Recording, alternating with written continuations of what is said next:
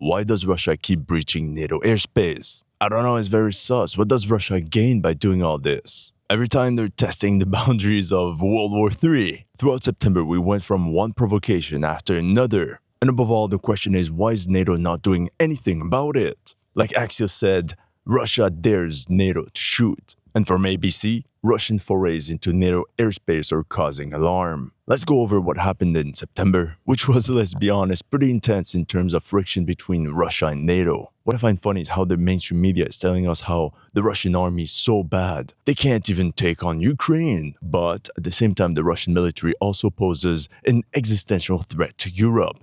You have to choose, it cannot be both. But I guess that's the beauty of propaganda. So let's start from the beginning. Let's continue in the car. It was getting swarmed by Spanish flies. By the way, I'm driving a Peugeot 208 and it's absolutely trash.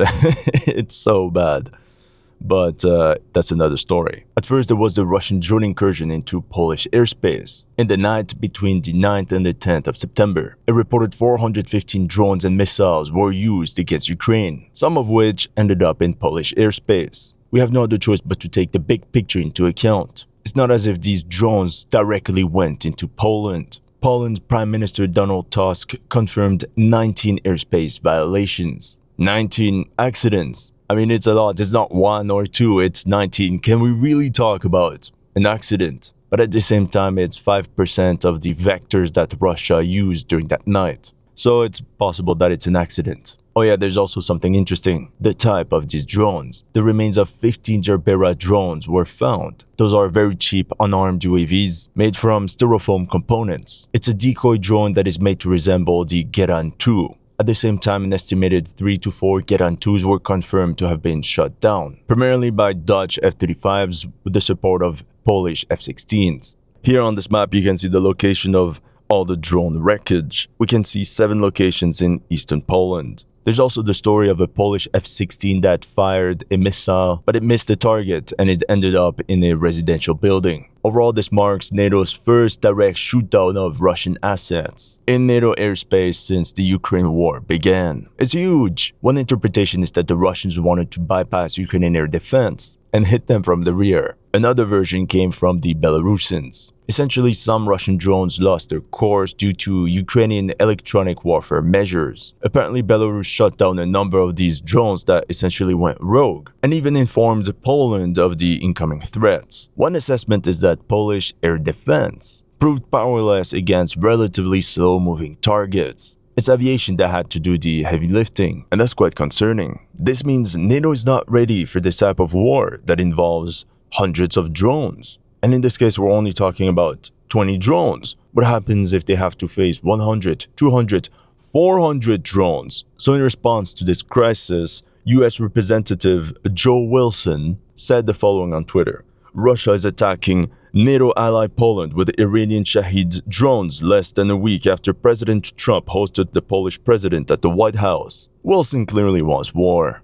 But it's easy to tweet that from the comfort of a golf course. What we know for sure is that if this war that he wants so much actually starts, he's not going to be seen anywhere near the front line. Anyway, as a result of this unprecedented incident, the Polish government invoked Article 4 of the NATO treaty. This is essentially a group meeting, not to be confused with Article 5, a direct act of war that binds all NATO members. 2 days later, Russia and Belarus started their joint Zapad 2025 military drills in Belarus, as well as in the Kaliningrad region and the overall Baltic region. So this took place between the 12th and the 16th of September. It would be too long right now to analyze all the footage, but it was quite interesting. What we have to remember is that a wide array of weaponry was utilized, especially drones. All types of drones. FPV drones to support the infantry, recon drones, everything that we see in Ukraine. Something that NATO armed forces are just starting to use in their training. And what's important in this story is that these military drills added a lot of tension to the current crisis. So in response, NATO launched Operation Eastern Sentry, which increased aerial presence to patrol Europe's eastern flank. 24 hours later, on September 13th, a Russian-made Geran-2 drone breached Romanian airspace. This happened 20 kilometers south of the Romania-Ukraine border. The drone flew over this region for approximately 50 minutes before taking back its course and disappearing from radars. Apparently, this happens quite often because of Ukraine's electronic warfare measures.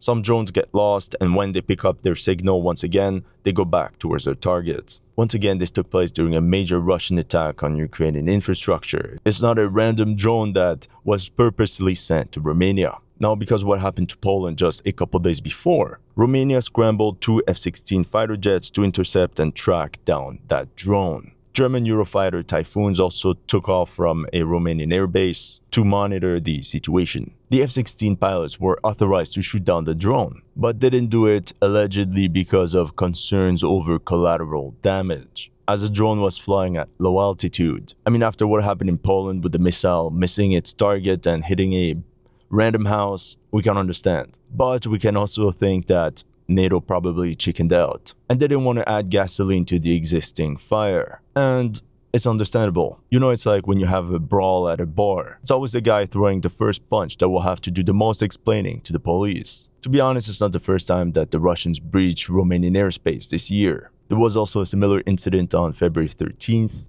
and another breach on January 17th. Now we get to the 16th of September, where Russia ended the Zapad military exercises. And we could think that the entire crisis would just be over. Oh no! 3 days later, another incident, but this time in the Baltic, also known as the land of the Chihuahuas. Essentially, on September 19th, 3 Russian MiG-31 fighter jets reportedly entered Estonian airspace near Vindaloo Island in the Gulf of Finland for 12 minutes.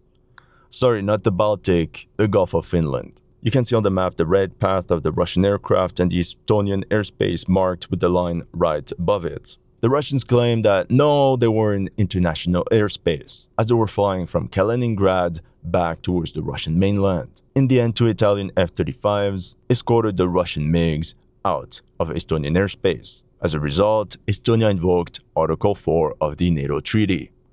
More group discussions. Now, some pro-Russian sources claim that it's actually Estonia that provoked this crisis. Allegedly, this April they decided to expand their territorial waters. But according to my research, that's not true. For the Russian aircraft, we have a documented flight path, which clearly shows that they penetrated up to 5 nautical miles inside Estonia's 12-mile limit, which was set in 1994. So in this case, from the information we have available, Estonia is in the right. So why didn't NATO shoot down the aircraft? The problem is that with actual fighter aircraft, the situation is much more complicated than with drones. Drones can easily be shot down, it's only material losses. Shooting down an aircraft with pilots inside, it immediately becomes much more touchy, but we'll get back to that in a minute. But it's also important to note that these games of slightly breaching into enemy airspace is typical between NATO and Russia in the past 2 years. It's not the first time that it happens. For example, on June 20th, 2 Swedish JAS-39 Gripen jets escorted 2 Russian Su-30 SM fighters in international airspace over the Baltic Sea,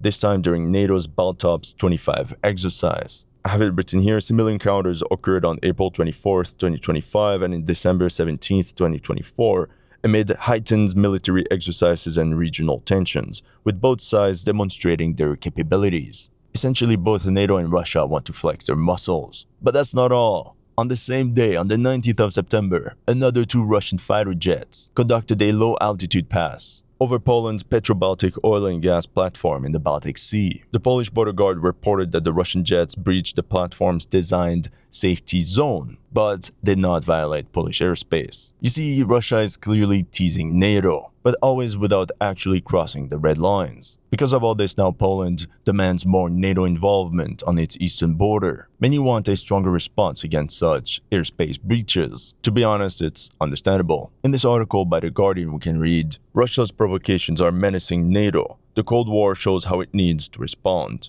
So in the article, the author essentially says that multiple US aircraft were shot down by the Soviets during the Cold War. So his conclusion is that NATO should not fear doing the same thing. I mean, even Trump is for shooting down these aircraft. NATO countries should shoot down Russian aircraft if they enter their airspace? Yes, I do. Many people also mentioned this incident between Turkey and Russia from 2015. So in November 2015, Turkey shot down a Russian Su-24 that was operating in Syria. The Russian fighter aircraft flew 17 seconds over Turkish airspace, and the Turkish military immediately took it down. Although the two pilots ejected, one of them was caught by Syrian rebels and he died. So for sure, as a result, tensions increased between Russia and Turkey. But Russia decided to de-escalate the situation, and no broader conflict ensued. It was mostly because Russia needed Turkey to transit its gas towards Europe. So many want NATO to do the same thing and just shoot down any Russian aircraft that breaches NATO airspace. Oh yeah, and I almost forgot. During this time, there were also some incidents involving unidentified UAVs in Denmark and Norway. But the situation with Denmark is really confusing. I tried looking this up and yeah, there's not much information. Especially since none of these drones were actually shot down, there's no wreckage to be found. It's very confusing. Some claim the UAVs were launched from boats, but even then, from what boats, from what distance? There's zero information. On the 28th of September, Newsweek reported NATO isn't ready for shadow war with Russia's drones. And they actually wrote a lot of interesting things. Newsweek interviewed an analyst called Rogers, and he said, Russia is using drones to harass and test NATO. Each flight is about probing defenses, mapping our responses, and reminding us of our vulnerabilities. They're cheap, small, deniable, and hard to stop. The perfect gray zone weapon. That's exactly it.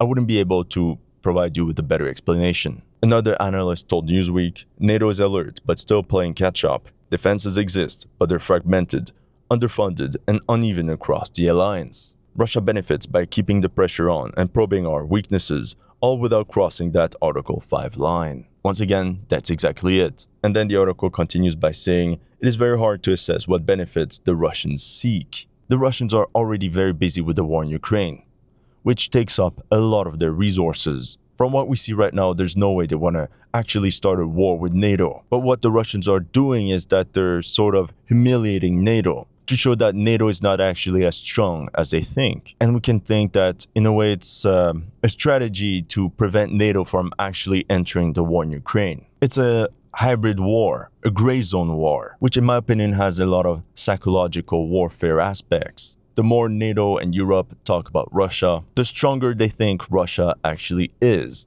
And this is exactly what Russia wants them to think. There's another part of this plan. A lot of people think, what could the Russians seek by doing all this?